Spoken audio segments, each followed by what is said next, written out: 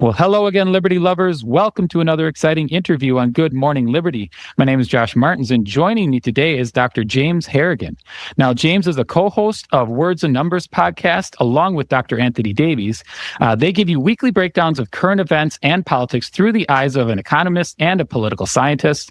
And I've been saying this for a while, listeners. If you are not listening to Words and Numbers, you really got to. They have some incredible takes. They really make you think about your positions, and they really help you to analyze everything that's going on. So with all that being said, hey, James, welcome to the show. Thank you, Josh. And thank you for the very kind introduction. One correction, not that you would have any way of knowing, we are about to start doing 2 episodes a week. Oh, that's exciting. That's just so now more, everybody can more get fun twice as much words and numbers as before. That's great. That's just more fun for us. Or if you haven't been listening, exactly the same amount. Perfect. Well, I wanted to have you on because with the Trump administration coming up on 6 months, I really wanted to get your take on some of the things that he's doing, the good, the bad, the ugly. I know that from listening to Words and Numbers, the good list is probably going to be pretty small, and the bad and the ugly is probably going to be much bigger. But I really wanted to get your perspective on it because I really value the way that you break that down. And then also about 6 months ago, you guys had a take that I found really interesting that I think speaks well with where we're at with both coming out of the Biden administration and in the Trump administration. And you had just talked about how we are part of what we're dealing with comes from the democratization of our policies within the systems that we have, like moving more into a democratized system where our founders didn't find that appropriate. And I found that a really interesting take. So I want to get there. But before we do any of that, just in case there are some listeners out there who are not familiar with you and not familiar with Words and Numbers, why don't you take just a few minutes to kind of introduce yourself to the listeners and just kind of your 2-minute Liberty story, how I got to be doing all this kind of fun stuff. Sure. So I became fascinated as an undergraduate with political philosophy, decided I was going to study that until I couldn't study it anymore. So you end up with a PhD and then you say, well, what now? And what now, if you can pull it off, is to go find a job as a professor. So I did that, and I taught political science, political philosophy, 20 or so years, maybe a little more. I also, I've taught in 5 different disciplines at the college level. So political science, philosophy, history, business ethics, of all things. And somehow I always manage to forget a 5th one.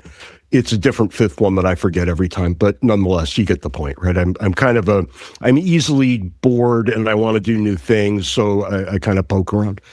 And probably the most bored I got and the most new thing I ever did, I became the dean of the American University of Iraq. I was there for 2010 to 11 for the Arab Spring period. Came back, started working in nonprofits, and here I am with you. I can't locate a single point in time when I became a libertarian. Indeed, I don't even call myself a libertarian anymore. There's too much baggage with the term. So I prefer classical liberal. I fall in line with Jefferson and Madison, right? And let's just keep it right there. Now, of course, there are economics too, and we could talk about Hayek and Friedman as well. But I don't want to talk about crack pottery. And I think libertarians don't take themselves nearly seriously enough. And if they did, they would run the risk of actually getting somewhere because people agree with their policy preferences. How do I know this? Well, take a look around. We have gay marriage. How'd that happen exactly? We have legal marijuana probably in 2/3, 3/4 of the country. Well, where'd that come from? These are libertarian principles. People love them. They just can't stand libertarians. I actually agree with you. Sometimes I think that libertarians get in their own way because they tend to focus so much on the purist instead of looking at the method and the progress and moving in the right direction. And so they throw the baby out with the bathwater too quickly. Yeah. And I'm I find myself a very libertarian in philosophy and my principles, but any move in the right direction is a move in the right direction. And Yeah, sometimes I think that's right. if they would get out of their own way, they would definitely make a lot more progress. Because yes, most people are closet libertarians. They just don't know it because they don't have a clue what we are or what we believe until it's explained to them. Turns out people want to exercise their birthright of freedom. Go figure. Right. Go figure. Right. Let me give you a really silly example of just what we're talking about here, in case people are scratching their heads a little bit. Anthony and I were asked to go to South Carolina and moderate the Libertarian Party debate for the president's candidate last time around. And we took him up on that in a nanosecond. And one of the very first things out of one of the very first candidates' mouths was, if I were elected president, I would shut down Social Security immediately. Well, A, that's not in the president's power to do. You should know that if you're running for the office. But B, really? Really? You're just going to shut it down? And all the people who rely on it, you're just going to tell them, well, tough on you. And when pushed, he said, well, I'm sure they all have families. I'm like, oh, man. And that's what you get, right? Anthony and I once did the math, and it's going to take 100 years to unwind Social Security. You could do it. Yeah. It's going to take 100 years. Yeah. I actually, the listeners know I did a really long race this last weekend, and when I was on the trail with one of my friends, we were talking about some of this, and of course she has no idea about any kind of politics and stuff like that. But I was just explaining some of those methods, some of Social Security and all that kind of stuff, and how we are helping, how the government helps people, but they're so wasteful and this kind of stuff. And she said, well, wouldn't it be better if it was privatized? I said, of course it would be, but people are too scared to do it. And I said, and the problem that might happen is there's a chance that people might fall through the cracks, and you have to find a way to cover that, or else it'll be too scary for the populace. So the populace will take the worst option of getting much less for their buck, and the security blanket of the government telling them they won't miss anybody. Of course, the government still misses people, but they tell you they don't. So but if you just pull that out without the Band-Aid off, without some kind of a wind down, those kind of comments is what scares people away from libertarianism, and then they don't even give it a try. But we know it works. You look at what Javier Milei is doing down in Argentina, and it's working, but he's doing it in a process, a fast process, but a process. And so, I hope that we don't have to get as bad off as Argentina was before we decide to go down the same road. And my fear is that we're not going to get to that road until it's a disaster around every corner. I agree, because I think it almost feels to me like it takes that amount of extreme for that security blanket to be realized that it's not there for you, unfortunately. But I agree with you. I really hope that it doesn't. I just got to ask, since I got you on here, I had Anthony on here before, and I did not ask him this, but how did you guys end up hooking up to start Words and Numbers in the first place? Because you're such a great combination. Yeah, Ant and I started working together. We got put together to do a weekend conference. We just got thrown into the same room. And we didn't know it, but we lived about 8 minutes away from each other. And, when that happens, you start hanging out a little bit. And before you know it, we're writing op-eds all the time. I mean, we wrote hundreds of these things. We were in every paper you could name, except the New York Times and the LA Times. Still the pebble in my shoe that we weren't able to get into those. And one day, Anthony said, James, we should do a podcast. And I won't impersonate him anymore because it makes me tired all over. And I said, no, Anthony, that's the dumbest idea of all time. We're not doing that.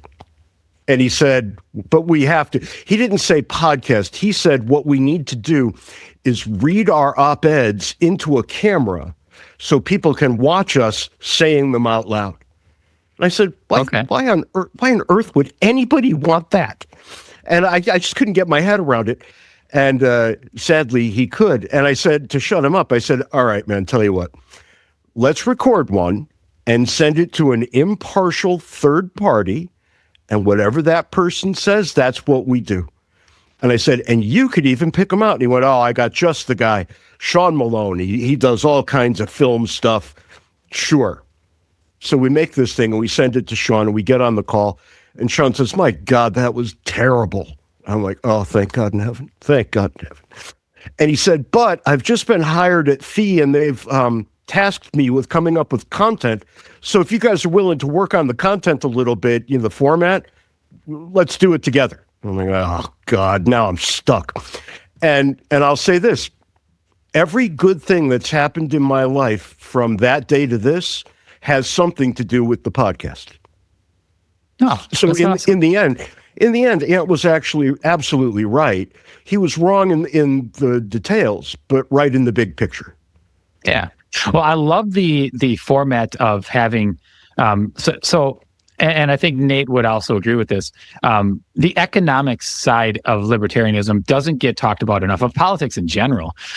So I love the idea of having somebody who really truly understands the economics and can almost predict the future as to what's going to happen through economic policies, but somebody also who has such a clear picture of the way that our system is supposed to work and how you play within the rules, and just that combination of the two, it just brings us such a beautiful picture of the current events, but also like the way things could be and how we got to where we're at, and just those kind of things. It's a brilliant podcast, and I wish that more people would listen to it, because you guys really do break things down in a way that a lot of people just can't visualize until they hear it, and that's why I always recommend that people listen. Thank you. So, those are very kind words, and thank you. We actually try to make it exactly what you said it is. So thank you. Awesome. All right. Well, let's get into this. I know you said it was going to be difficult to come up with some good stuff for Trump. And I tried to make a list as well of the good, the bad, the ugly. So we're about 6 months into the Trump administration, and he's done some pretty chaotic stuff. But I wanted to go over kind of some of the good stuff. So I'll ask you first. I'll throw the ball your way first. What are some good things that you see that he's done over the past 6 months? Or that he's doing, I should say. Does it have to be over the past 6 months? Because I have something that stretches back to the first term. Sure, let's do that. And I suspect this will be somewhat controversial, but he nominated some pretty stellar people to the Supreme Court, and that really matters. And here's where it becomes a little controversial. I think, in my heart of hearts, that the Supreme Court. And I remember, I look at the entirety of the constitutional republic, but the Supreme Court, I think, should be more dispositionally conservative than the other branches should be. Not that the other branches could be, but that they would need to be. Because I think tradition really matters. And classical liberals, libertarians tend to forget that. They're very interested in novelty, right? They want to talk about Bitcoin, but not about the continuity of government over centuries. And I get that, but having one branch of the government that always kind of says, okay, wait a minute, that's a pretty good thing. And you don't get that by having progressive reactionaries on the court.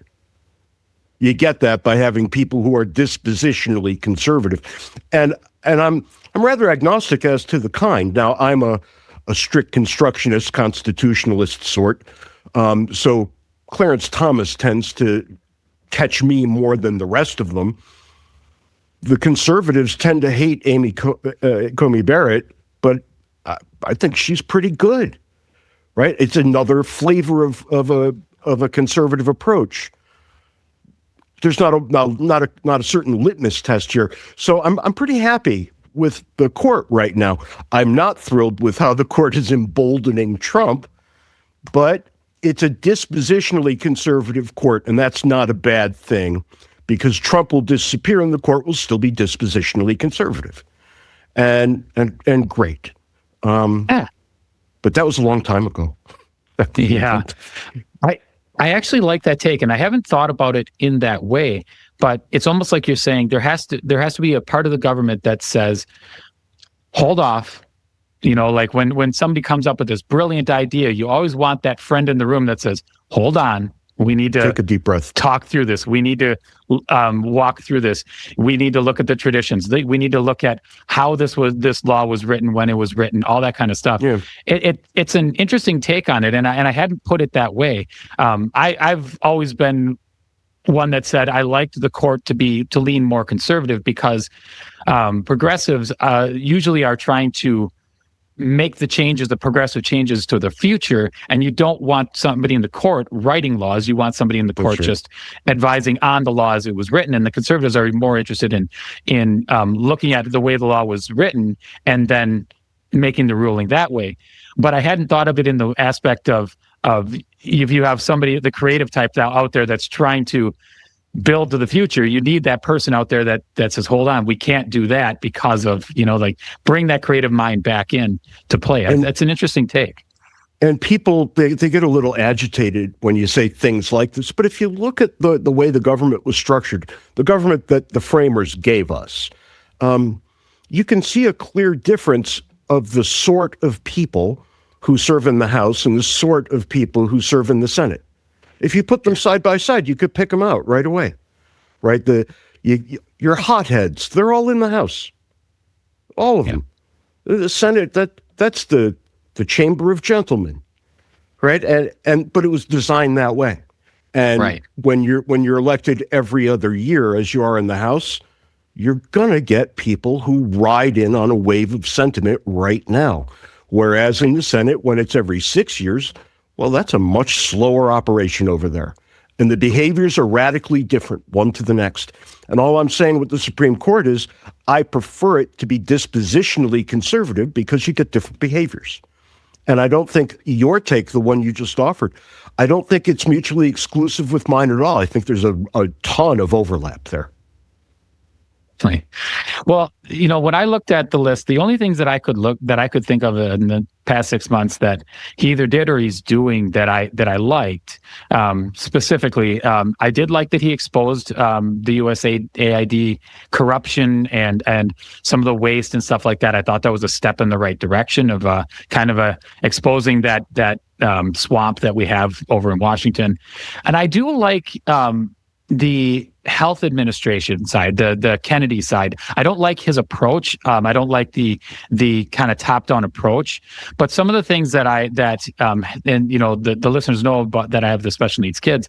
I've always, I don't believe that vaccines are a problem. I don't believe that the vaccines caused autism in my children. But one of the things that's always frustrated me is that I don't believe we've done good studies to really figure out what vaccines, any side effects to vaccines. And I like that they're exposing that they have that kind of blanket immunity and that at least is being transparent.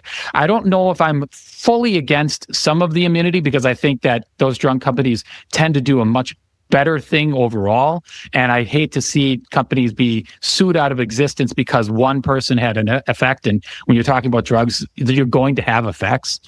But at the same time, you can't have a blanket immunity where they basically can't have any wrongdoing, because that just gives the incentive to allow the companies to do basically whatever they want. So I like that they're exposing that and they're talking about doing the studies and stuff like that, because to me, at least more information out there is always better.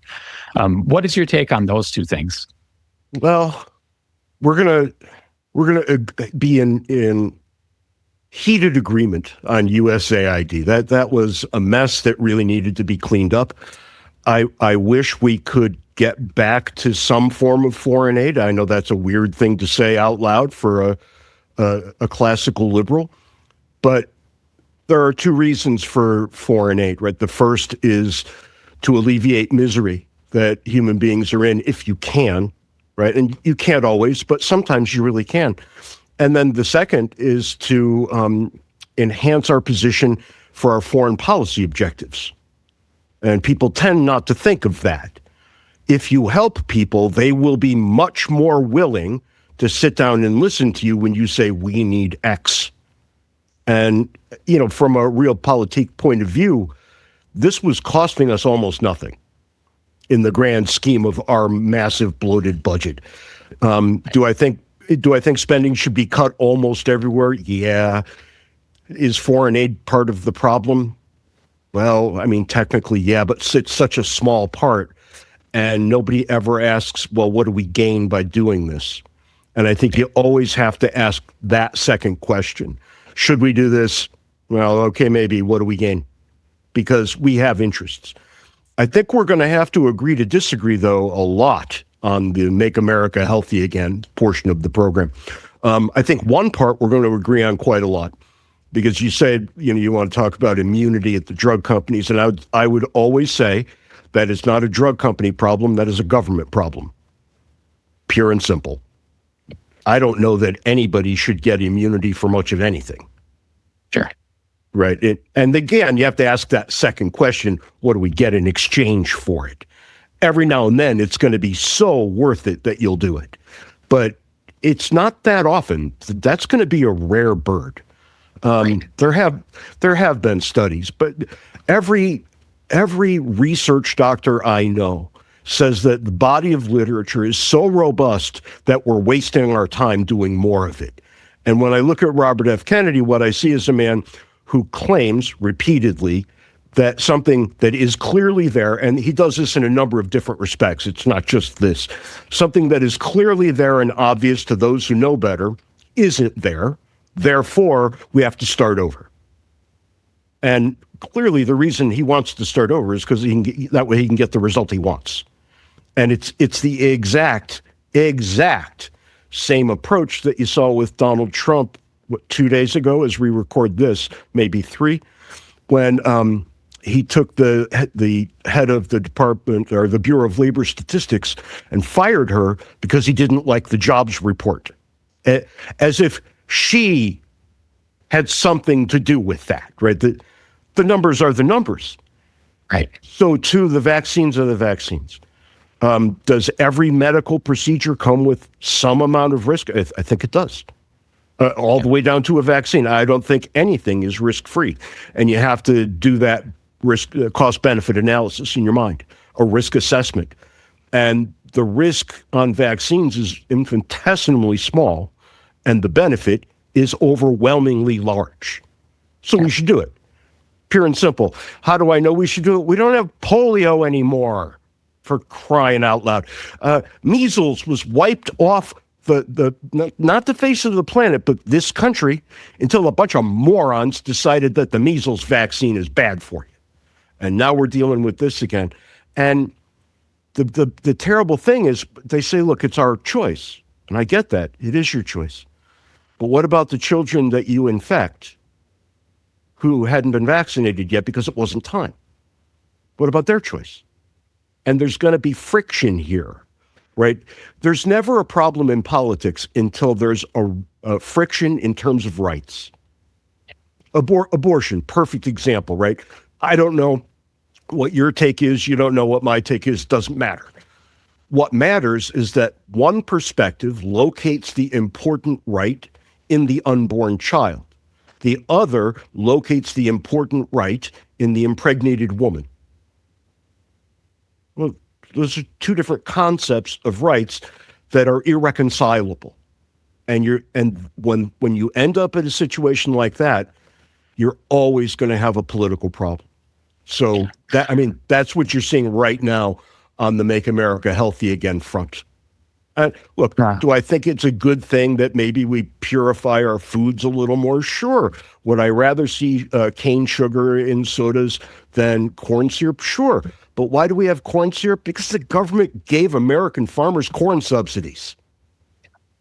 I think that that a lot of I think I agree with you on the biggest problem in all of it is government. And if they were not involved as nearly as much, we wouldn't be seeing a lot of these problems. And I do think that a lot of the problem, yes, there have been a lot of studies on vaccines, but I think that because of some of the immunity problems that the government has offered, again, this being a government issue, it has caused a lot of people to not trust those studies. And so it allows for them to say, all right, well, we need all new studies.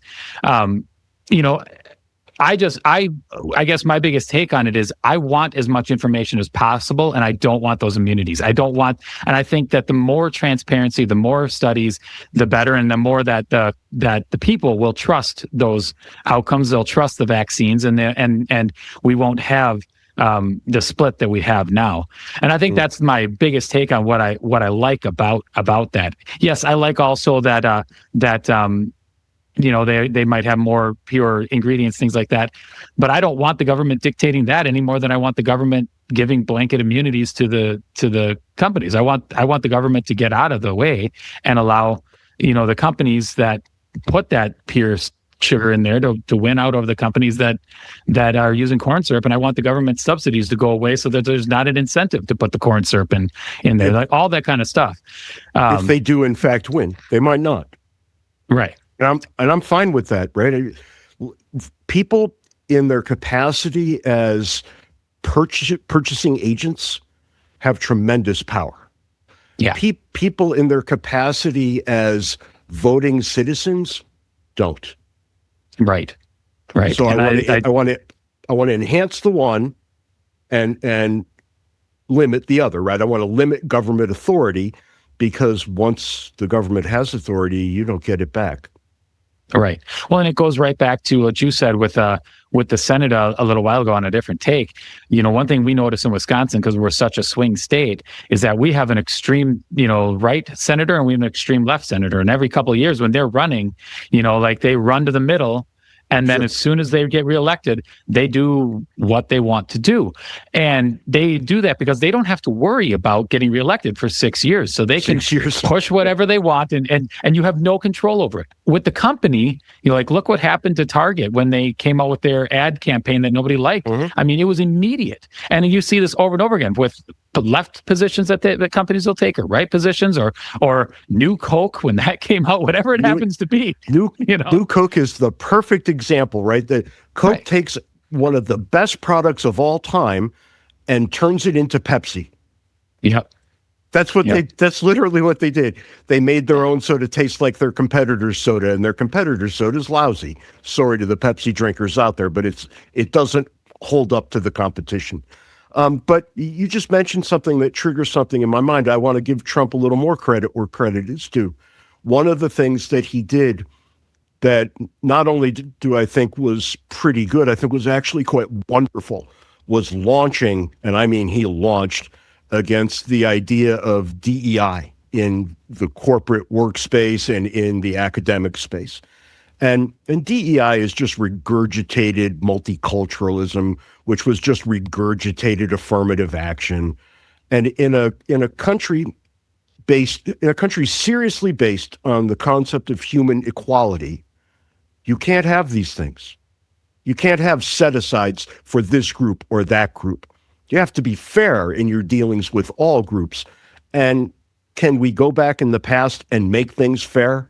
No, we cannot. What we can do is make things fair right this second. And I know that I never enslaved anyone. And I know that nobody alive right now in the United States, no descendant of any black slave, none of them have ever been enslaved. So what are we dealing with here? When will it be enough? Because it's been quite a long time. We're looking at 150 years now. It's probably time to let that go. And one last thing on that same point, this so-called divide between men and women. Come on. I think I agree with you on both aspects. The DEI thing, one of my core principles is that every person has equal and immeasurable human value. And you can't have one with the other. You can't have DEI because the whole idea behind that is propping one person up based on the outside characteristics of that person, based on their sex, based on their looks, based on their culture, or whatever it happens to be. You can't have that. And throughout history, some of the greatest injustices and the greatest tragedies that have happened throughout history have always been based around one group deciding that another group has less value than they do. That's right. And so it's a regurgitation of the exact same thing. Yeah. And you can say that they're trying to right a wrong, but if you do that to somebody that legitimately isn't at fault because they didn't do that, whether they benefited from it in the past or whatever you want to say, you're never going to get to a place where we can legitimately say we all have equal and immeasurable human value.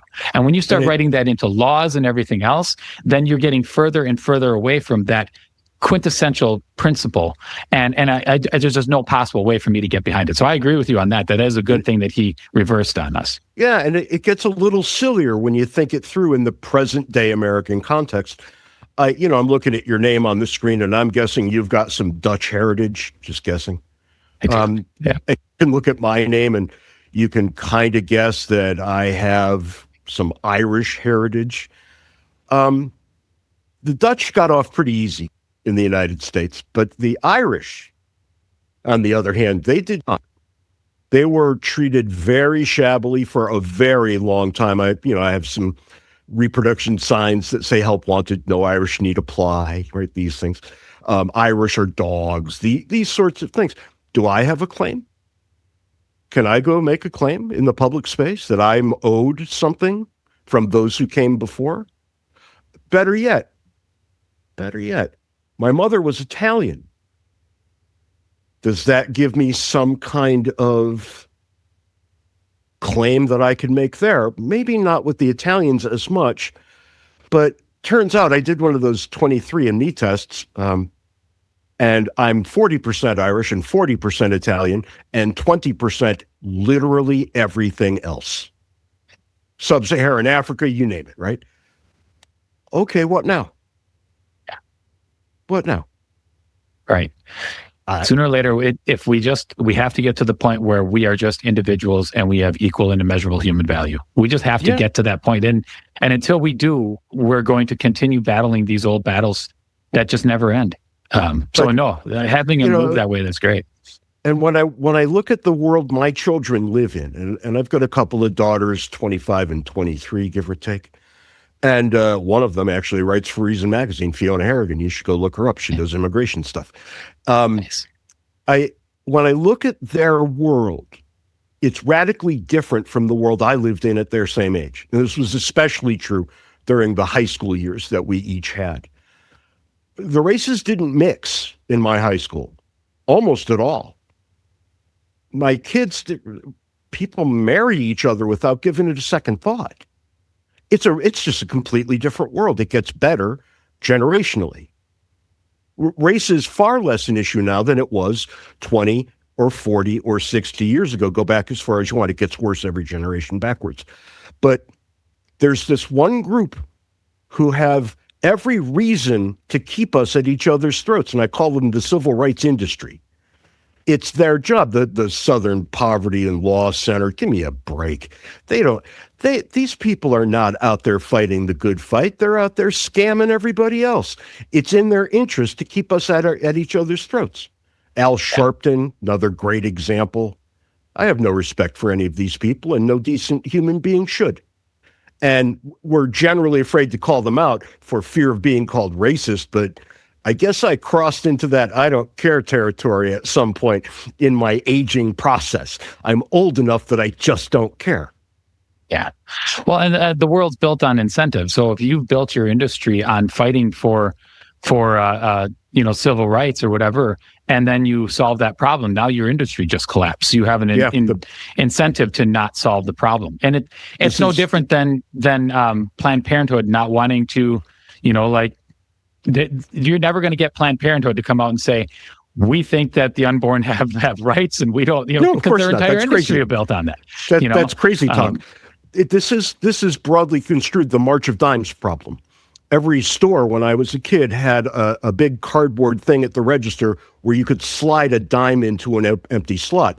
And the store owners would take that and send it off to these people, the March of Dimes. And their goal was to cure polio. Great. They did. March of Dimes is still around, right? Yeah. Mothers Against Drunk Driving. It was their very reason to exist to get the 0.08 blood alcohol content limit nationwide. They did. Mothers Against Drunk Driving still exists. Yep. Why? Right. And, because lots of people work there. They're just going to find something else to do. Yeah. Well, let's talk about some of the mistakes that Trump has made in the last 6 months. And I have a whole list, but again, I'll let you kick it off here and go through some of the stuff. I've already, given that one from the BLS, which I think was a dreadful mistake. The BLS actually is one of the few arms of the federal government that does exactly what it's supposed to and does it pretty well. So, what are you doing here? And I don't want to have a laundry list of complaints because I want to zero in on what I think is the real problem, the big one, the elephant in the room, if we can make that joke. It's that his personal behavior is so atrocious that it has undermined all respect for the office. And in so doing, has undermined all respect for the constitutional republic. I don't think we're coming close to not living in a constitutional republic. I don't think we do anymore. I think we passed that threshold a while back. But he could be doing a lot to make things much, much better. Having a modicum of class, right? Just cut it out. And we could talk about tariffs all day long and how stupid they are.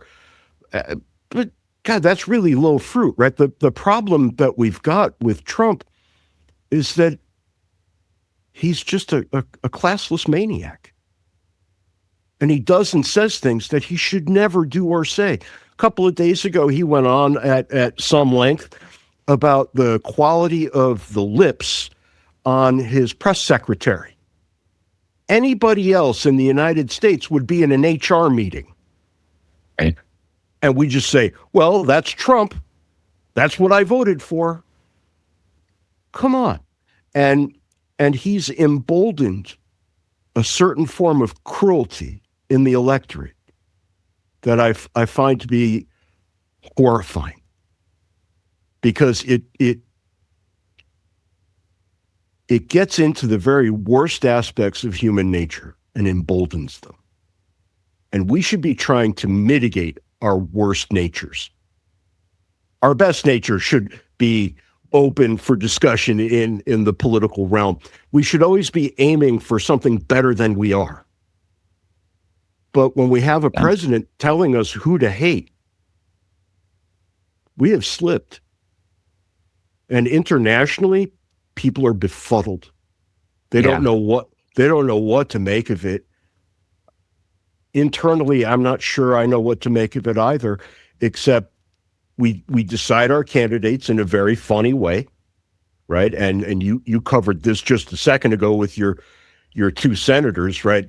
Everybody, when they run, they run all the way to the left and all the way to the right in the primaries, and then they have to collapse into the middle in the general election. But we have so many people running. I'll just talk about Republicans. We have so many people running that they split the vote so badly that their worst candidate can get through. If they had all looked at each other and said, all right, I want to be president, but this is beyond the pale. We have to come to some form of an agreement here. We all would have gotten a better outcome. But of course, game theory tells us that that's never going to happen. And it doesn't. I think listening to you, it actually brings me to one of my points. And I actually had this under the ugly side, but I think it actually brings around a lot of what you're saying and what we're seeing on some of these things that I don't like in the last 6 months and the mistakes I think he's made. And I think it really boils down to, in the class side as well, I think it boils down to, for Trump, he respects and wants loyalty to Trump over everything else, over principles, over the Constitution, over better deals, or our country having better reputation. If you look at this tariffs, he's got to know, he's been in business long enough. He's got to know that tariffs are a terrible thing for economics, for the economy, that Americans are the ones paying these taxes.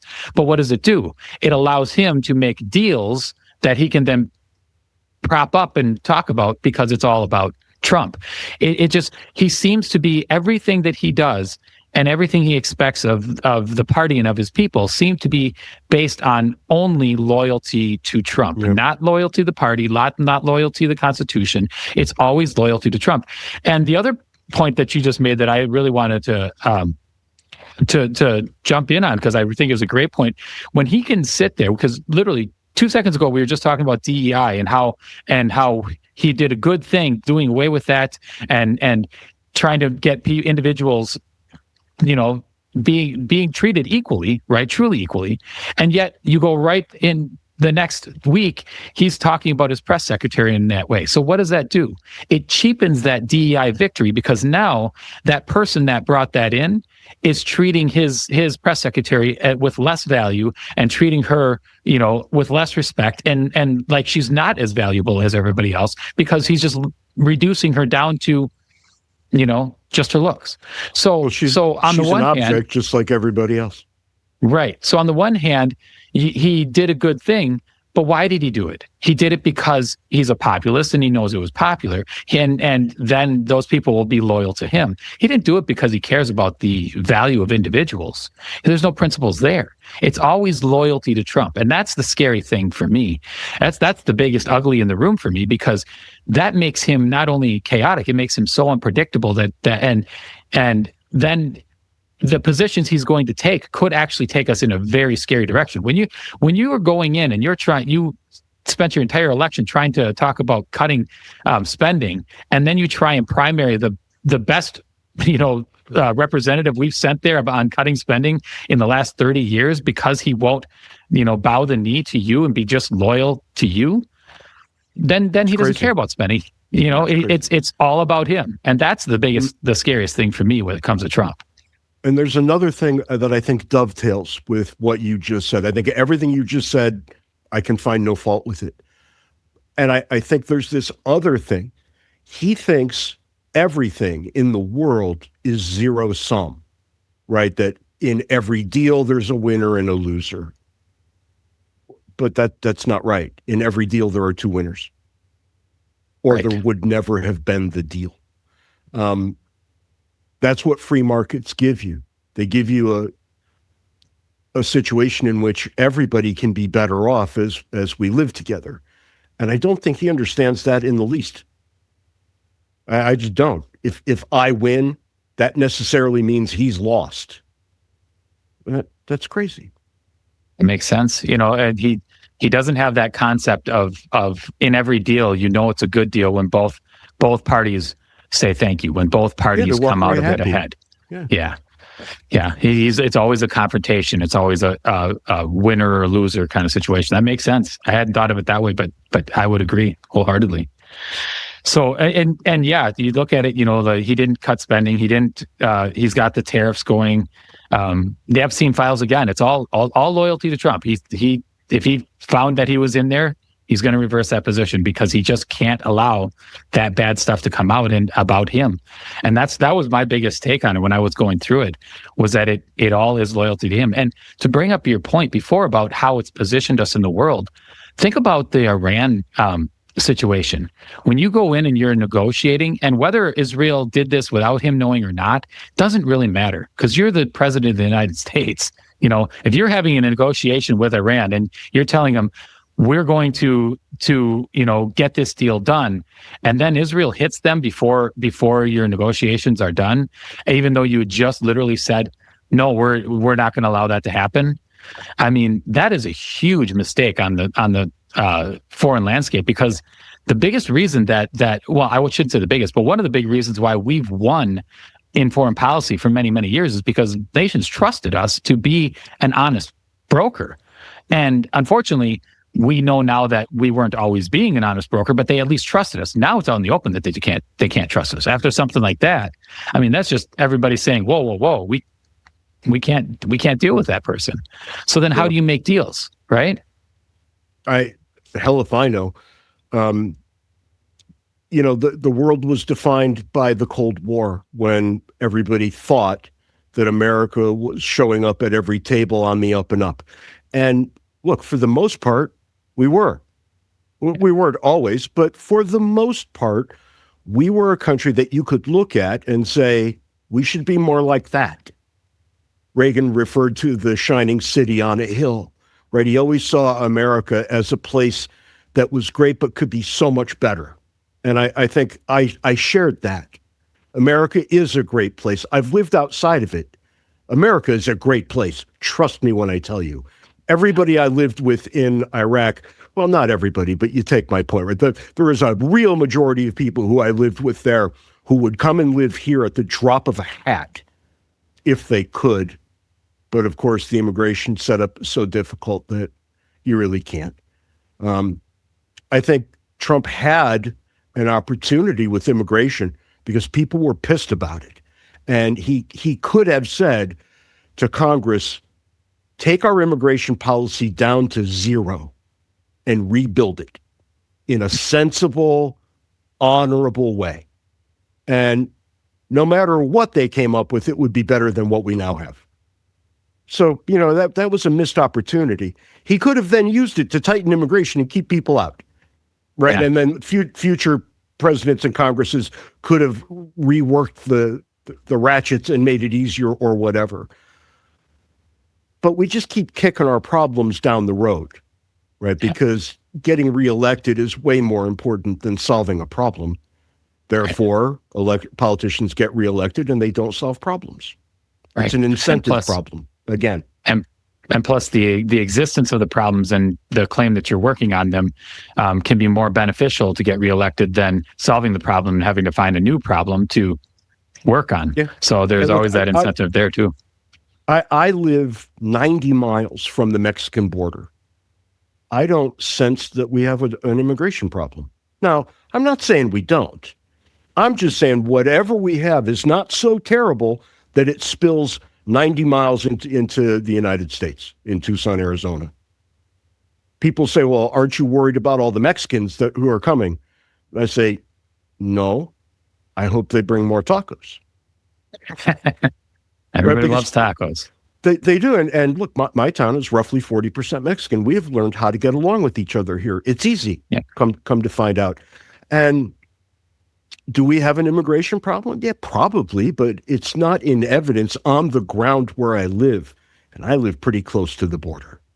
You live pretty close to the other border, and I'm guessing you don't see a problem either. Nope, not at all.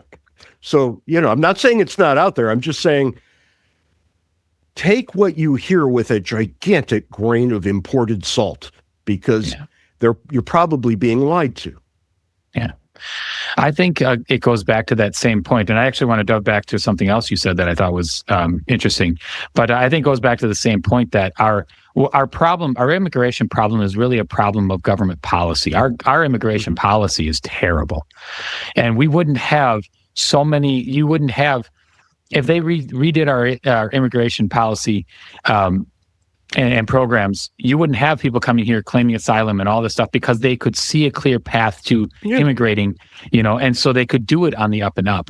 But instead you have that, and then you have some parties that are trying to take advantage of that for political reasons and all, it just all becomes politics. But it comes back to the core of that we have a problem with our immigration laws. That's what needs to be redone, and that's not what we're addressing. It's everything else. But let me tell you how bad asylees have it, because the point you just made is a correct one. It's easier to come as an asylee than as an immigrant.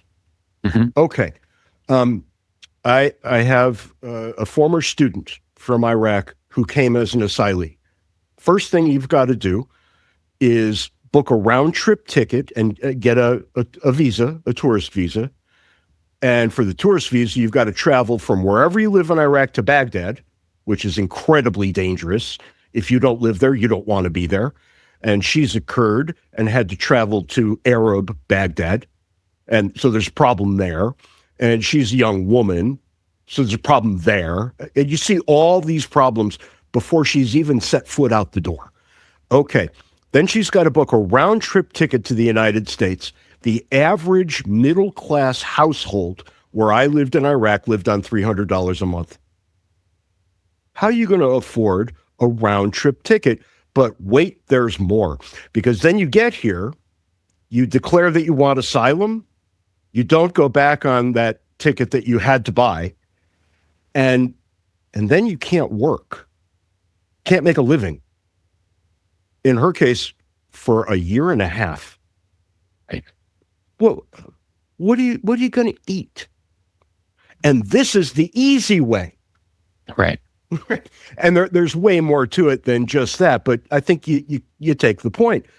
Regular people don't have access to asylum claims either. Right. Right. It's just too difficult. And I'd rather if we had open borders for the most part. I really would. But you can't have open borders in a welfare state. You can't. That's stupid. Milton Friedman was on this long before I was. So your fight is with Milton, not with me. But, people would come and they would say, well, it's going to be hard, but if we work really hard, we'll make it there. Who says that now? Right. Well, there's your problem. Yeah, that's true. I actually am somebody, I'm not an open borders libertarian. I want to be.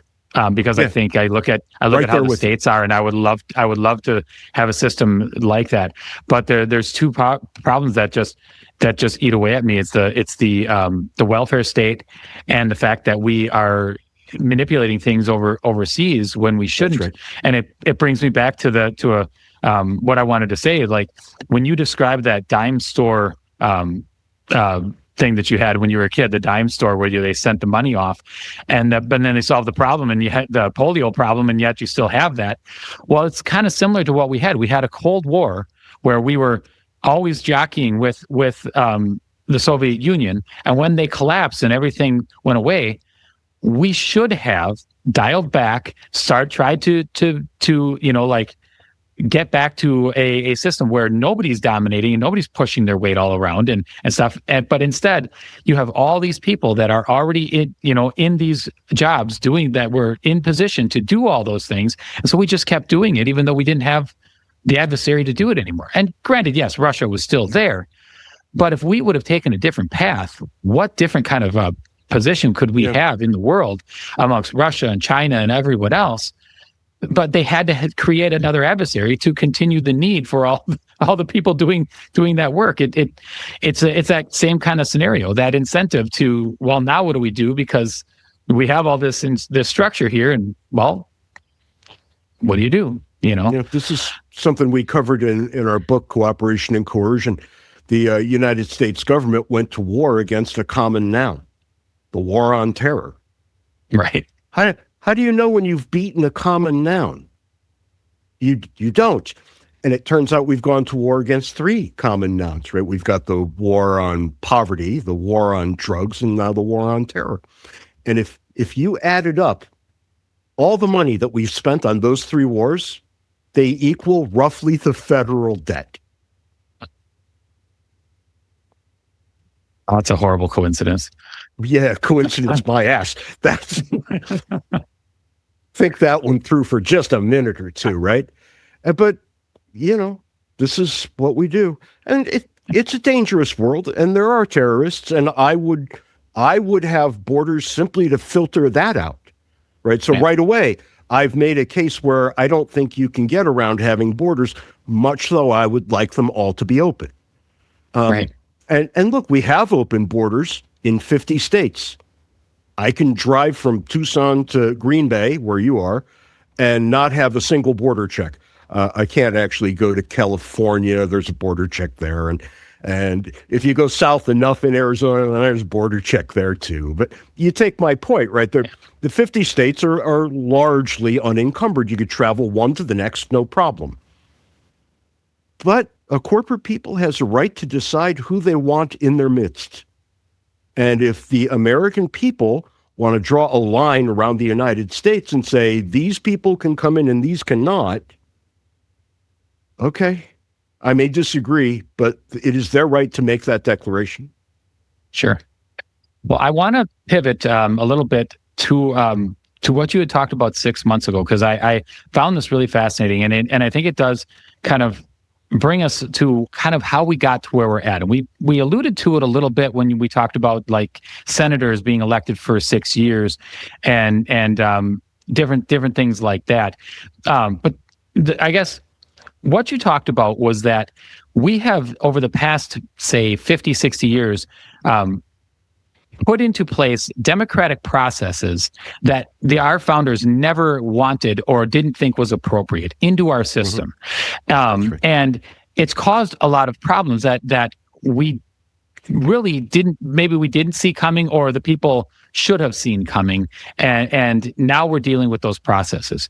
So I wanted to give you a chance to first kind of give us some of the different processes that we have changed. Say, like from 1950, what have we changed from the original process? Let's go back further than 1950. Let's start with the original process, right? The United States government was designed to be relatively small, incredibly powerful in the few things it had authority to do, and powerless in everything else. Okay.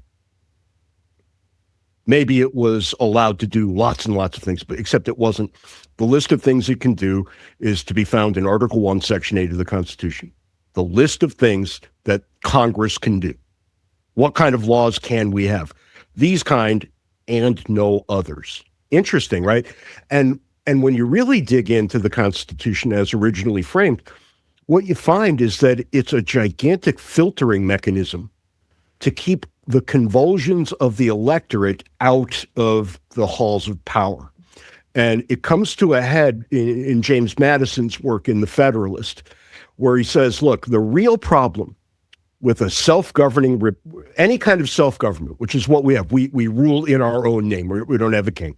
So in a self-governing situation, in our case, a republic, you have a problem you have to overcome.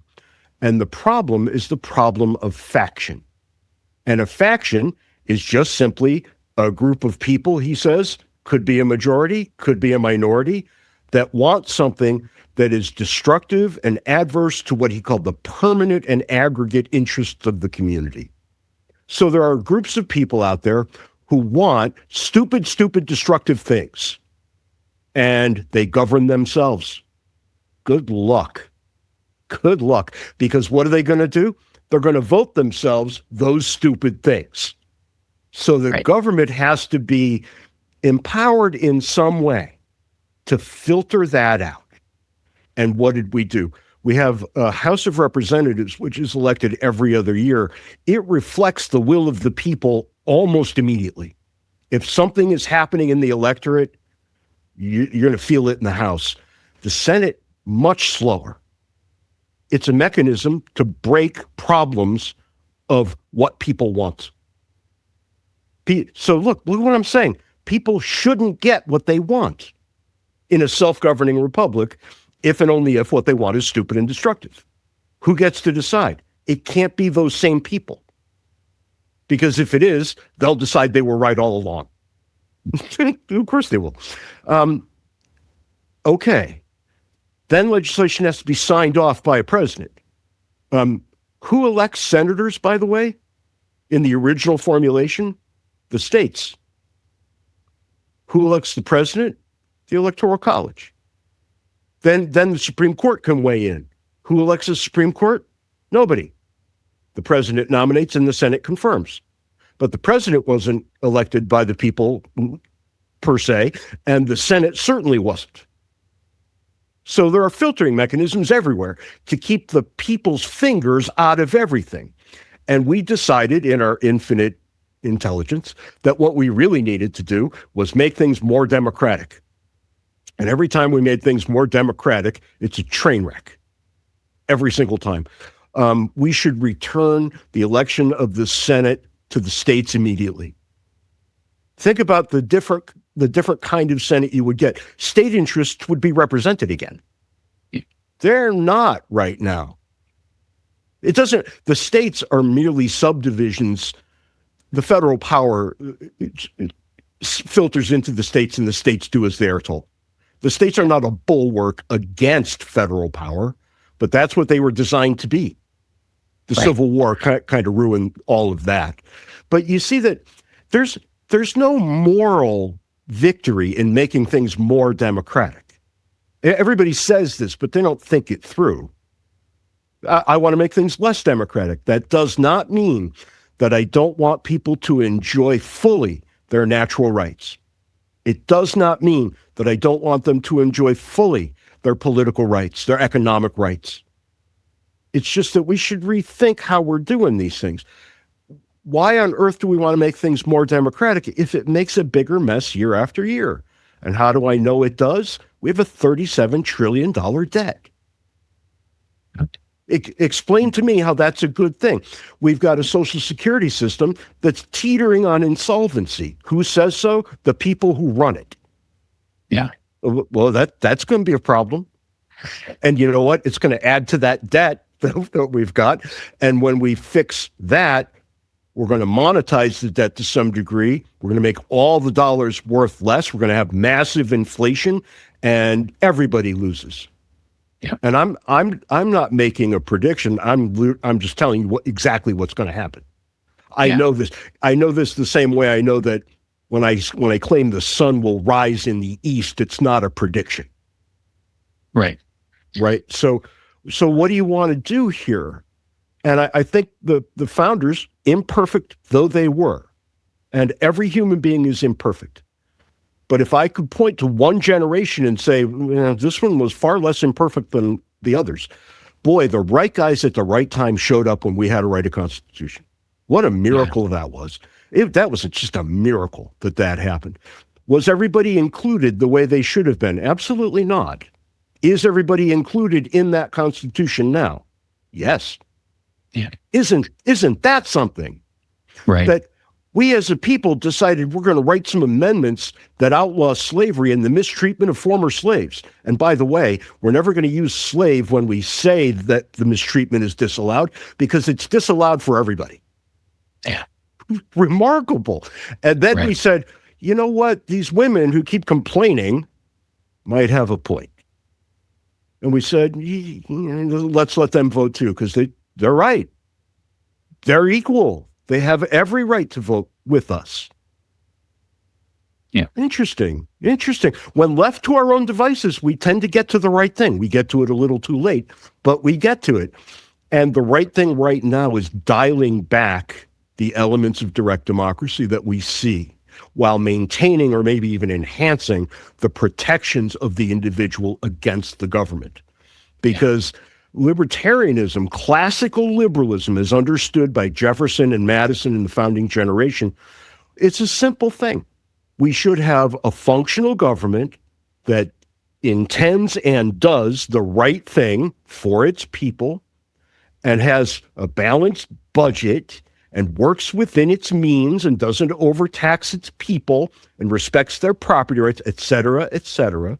And then we should have the maximum enjoyment of individual rights that's compatible with minimal government. And if you have those two things, you're going to have a pretty good life. That's right. And we should get back to it. I think that one of the things I took from listening to your episode that spoke to me, we always talk about how our founders wanted checks and balances. That was their solution to that problem, was to add checks and balances to check each power that came up, right? And so with us tampering on it, what we've really done is tampered with some of those checks. And I was, like I said, I was on the trail this last weekend. I was talking to my friend, and this subject came up, obviously, because I was preparing for our episode tonight. And she asked me, like most people would, well, isn't it better that I can directly vote for my senator and for the president and things like this? And I said, absolutely not. And I explained to her that this is a check on the power. We have the House to vote for directly. That's the people's house. The Senate was for the states to send somebody. Now, there's a couple of reasons why that's important. One, because right now that guy, goes through his campaign and gets elected, and then he can do whatever he wants for 4 years, and there's nothing that we can do. So we're very disconnected from that. Before, if he upset the state, he's yanked out in 2 weeks, and they'll send somebody else. Like he had to stay in line with what the state wanted.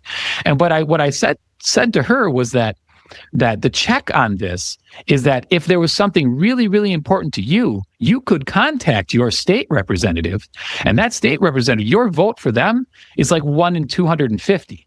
Your vote for your senator is 1 in 5 million in a lot of states, right? So your senator doesn't care about your vote, but that state representative does. So if there's something really important to you that you want to get information or his attention on, you have a lot more power with that guy, and his vote with the senator is 1 in 100, right? So in a way, yes, there's a check on the power, and it gives the state the power, but it also gives you the power for the important things to get to that representative. But if you have a kooky, crazy idea and you go to that same representative, well, he's got another 100 people who know better, right? So it really was a balance on that power. Same thing with the Electoral College. We don't directly elect the president. And I loved what you said about the primaries, because primaries, they have to go to the extremes of each side. The extreme guy wins, and then they try and run to the middle before the party itself would nominate the person who they thought had the best chance in the general elections, who's already in the middle. So you got much better candidates to vote on. We are so much better off if candidates are chosen in smoke-filled back rooms, right? This was always the criticism. That's not a criticism. That's an ideal place for it to happen. And if you think I'm crazy and you think I'm wrong, tell me who the good candidates have been in the last, 60 years. Right. I'll wait. Oh, yeah, there aren't any. Right, there aren't any. Right. And that's unfortunate. Yeah. That's unfortunate. I want to see in federal elections, right, for the president, I want to see a certain amount of moderation. I want to see a certain amount of humility. I want to see some real executive experience. What do I get? I get people who can win primaries. Yeah. Well, and it causes a problem in the balance, right? So typically the person who is more extreme wins the primary, and then the rest of the people have to choose the lesser of two evils. So you got the 20% that picks the extreme guy they want, and the 80% that have to go, well, he's better than the other guy. If you did it the other way around, then those people in the party, they want to win, so they're going to pick the guy that they think is best positioned in the general election, and you're going to get somebody that's going to speak more to the 80% and not that extreme 20. It just moves it more in line with I guess a more responsible way. But again, look, it seems opposite, but it's not. It's what would be better off for us. We would be, and you have to ask yourself a basic question and commit yourself to the answer you know to be true. Who would you rather deal with these sorts of things? Would you rather a bunch of people who are insiders? And I know insider is a dirty word, and I don't like it either, right? Because they're capable of a certain kind of malfeasance as well. This isn't a 100% victory one way and a 0% eventuality the other. We're looking at something that's like 65-35, 70-30. We're not letting the great be the enemy of the good here, right? We're trying to get a better outcome, not some kind of pie in the sky perfect outcome. Well, okay.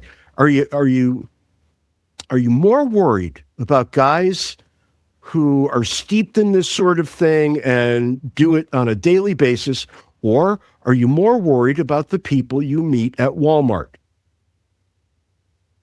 Because let's be honest, that's who's voting. Yeah. Right? And we all know to insult those people. I'm not insulting them. I'm saying that that's about what you're looking at, right? That's the average American. And the founders, the framers of our Constitution, were deeply afraid of the average American. They were also deeply afraid of governmental power. Right. And they had to make something work given those two fears. And they gave us an answer. And I said earlier that the problem is faction, Madison, right? But when you govern yourselves, you have crazy ideas. And he said minority faction, it's really not much of a problem. And do you really think that NAMBLA, the North American Man-Boy Love Association, you think they're getting anywhere politically? I'm guessing no, right? This is a destructive group. Nobody's going to listen to them. But majority faction, on the other hand, Madison said, if you get a majority faction, you're going to lose the republic completely. So the only thing you can do is to prevent that from coming into being. Yeah. And that's why the complicated government emerged. And I would submit that in the early part of the 20th century, the progressive movement became a majority faction, took control of the government. And by the end of the Franklin Roosevelt administration, had utterly changed the rules to everything. And we've been on a downward losing trend ever since because of it. Yeah. So we have to take things back because they've been lost now. And frankly, I don't see an electorate that A, wants to, and B, would be up to the fight. Well, and I also don't think the electorate understands. You know, if you were to ask them, they have a hard time associating how taking away their ability to directly cast a vote for somebody actually empowers them to control their government better. They just can't make that connection, and that is I think that is something that is going to be a big hurdle to any kind of fix towards it. But yeah. I do think that if we can get that open to open the eyes of people as to how democracies actually can be dangerous and why our founders really were afraid of that, and they were trying to have those checks and balances on so many different levels to protect us from that, I think maybe we can slow it down. But I agree with you. Like, it would take a constitutional amendment to turn back some of these things, and most people don't even realize that it was different at all at any time. You know, they have no clue. It would take a number of constitutional amendments, all of which are utterly impossible at this point. Right. So we're probably going to watch a country that we all love fall into the ground and splinter. And I do think that's what will happen at some point. No political unit lasts forever, no matter how well founded. Rome fell, right? It took a very long time. But Rome fell. We will fall too. It's a matter of when, how, and why. Yeah. Well, you know, I hate to leave it on such a grim note, but I think there's a lot of truth in those words. I do want to ask you one last question. This is something that I ask everyone. If you did have the chance to make one change for liberty that either moved us closer to liberty, opened our eyes to liberty, maybe it's the one thing that saves us from that fall, what is something that you would do? It would be the thing that saves us from that fall. It absolutely would be. I would ram through somehow. You're giving me godlike powers here, right? I don't have to follow rules, right? No rules. I would write a constitutional amendment that required a balanced budget every year, and that were a budget not to be in balance, every legislator would be imprisoned. Because if they knew they were going to prison if they didn't balance the budget, they would balance the budget. And if they balanced the budget, they wouldn't tax us at a confiscatory rate. And if they didn't tax us at a confiscatory rate, we would enjoy our property rights, et cetera. And you see where this goes, right? Because property rights are in a lot of ways the queen of all the rights. They lead to all the other ones. So if you could establish them more firmly, you're better off all the way around. So if I could do one thing for liberty, I would do that. I love it. I absolutely love it. It flips the incentives back, and because there are really, really extreme cases where they may say we absolutely need to outspend, they would understand the consequences, so they would understand just how extreme those cases would have to be. And if the only thing, if you would allow me to add one bit to your thing, please. I would love to add on top of it that the party they represent is null and void in the next election. Oh, that's too crazy even for me to want. But I might want that too. I'm just saying. It would make it so desperate. They would have to be so desperate then know that there was no other way to do it without a balanced budget, because they know how much they would lose. I absolutely love it. Now, of course, we'll never see that, but I absolutely love it. So, hey, thank you so much for joining me. Why don't you tell the listeners where they can find more of your work other than Words and Numbers? And listeners, go check out Words and Numbers. And Words and Numbers has recently been picked up by a group called CiVL. That's CiVL.com. And they have all kinds of great free content. So you should go check them out. My day job is for a group called Polyhymnia. So you can find us at polyhymnia.org. Polyhymnia was the ancient Greek muse of music and rhetoric. So we're more in the arts. I'm actually, believe it or not, writing the libretto for an opera right now. An opera about the American founding. Go figure. But the 250th anniversary of the Declaration is coming up, and we're going to seize on that for an opera called Jefferson Lives at Polyhymnia. So stop by, say hello, see what we're up to, and maybe help us out a little bit if you can. Yeah, that's awesome. And you said you had a book, right? You and Ant have a book out there? Yeah, we do. It's called Cooperation and Coercion.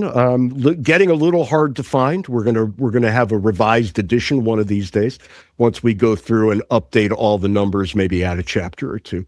So that's in the immediate future. But if you can find it, yeah, it's out there floating around. And we worked on it. We worked hard on it, and I'm pretty proud of it. Actually, give it a look. Awesome. Well, hey, I'll definitely have those in the show notes so that the listeners can find that stuff as easily as they can. If they can find the book. If not, you'll have to let us know when the revised version comes out. So, hey, thank you again for joining me. I absolutely loved this. Having these conversations. I mean, this is what's fun about politics. Talking about just party craziness is never that much fun. But I really, really enjoyed our conversation today. So, thank you so much, James. I enjoyed it too, and I'm happy to come back literally anytime you want. I'm yours for the asking. This was great. Thanks. You might not want to offer that because there are a couple that I thought were pretty interesting topics you had. One of which was which I think will challenge a lot of libertarians with what do we owe other people or our society. I thought that was very interesting, but also the whole moon topic you guys recently had, or how everybody divides up the moon. Just don't. I absolutely loved it. It was the future is going to be fun, and I absolutely loved the topic. It was interesting. Even I think my own podcast covered the dumbest damn thing I could have imagined. But on the other part, it is something that libertarians hate to talk about. The question, what do we owe each other in society? Yeah. The knee-jerk answer you get is nothing. And if your answer is nothing, you get no society.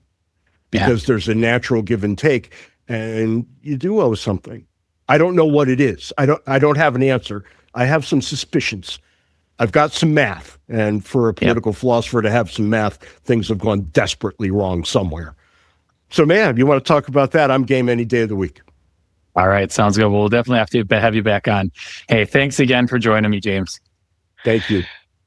All right, Liberty lovers, go online, check out more of James' work. Definitely check out Words and Numbers and the Polyhymnia and CiVL. Now that I know that's out there, I'm going to be checking all that stuff out. So while you're doing that, hop on over to goodmorningliberty.us and become a member of the Fed Haters Club. You know, it's still only $7 a month because the tariffs have not kicked in yet, so they haven't jacked up the price. But you know that's going to be coming. So make sure you jump on there and become a member. Interact with us out on X. You know, Nate said during the week that he's in kind of Elon's algorithm jail because he made some mistakes on X. So go on there, hit some likes and reposts, help us get Nate out of his little algorithm jail out on X. And don't forget to support the sponsors that support this show. They help us to bring these excellent guests to you and help these messages to get out. So be good to them so they continue to be good to us. So if you do all that, and I mean every bit of it, I promise I'm going to be back next time with another exciting person that you all need to know. Until then, remember, you own your choices, each and every one. So make some good ones.